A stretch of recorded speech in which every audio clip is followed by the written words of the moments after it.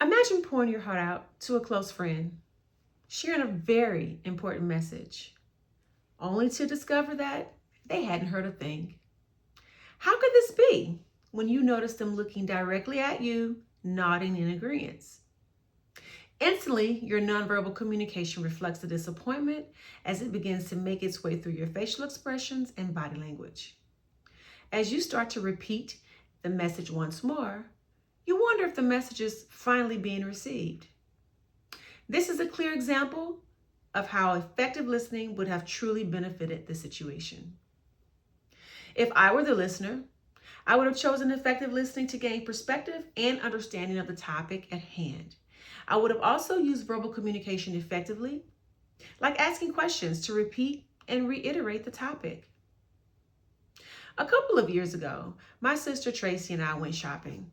We were so excited to finally get out of the house and get some retail therapy done, as it had been a very busy week for the both of us. I decided to drive.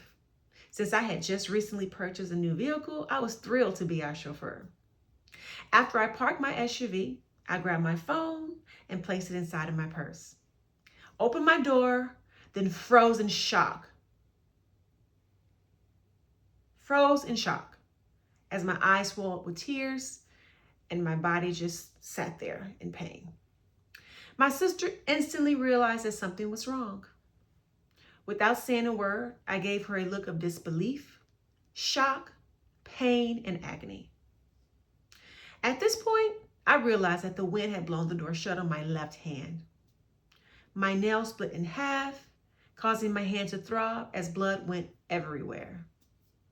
The pain was so extreme that I could not even scream.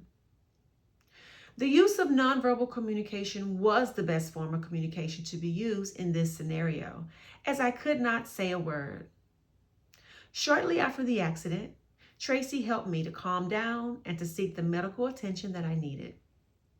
During this episode, I used emphasizing and regulating to try and soothe myself.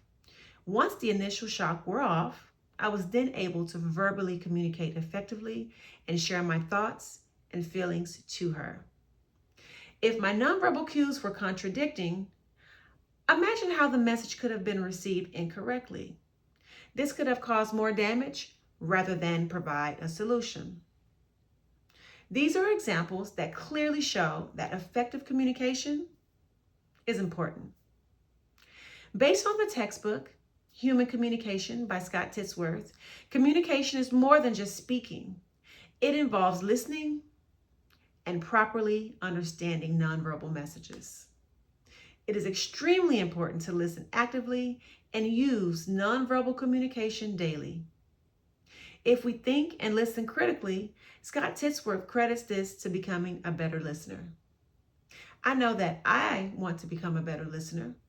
And just by using my nonverbal communication skills, I know that I'll be able to be a better listener. There are so many different things that we can do to actively listen. As the book describes, we have to think critically, listen critically. There are just things that we have to do. We need to just understand that communication, it happens all around us. So it's very, very important to use your nonverbal communication skills along with your active listening to be the best listener possible and the best communicator possible. Thank you.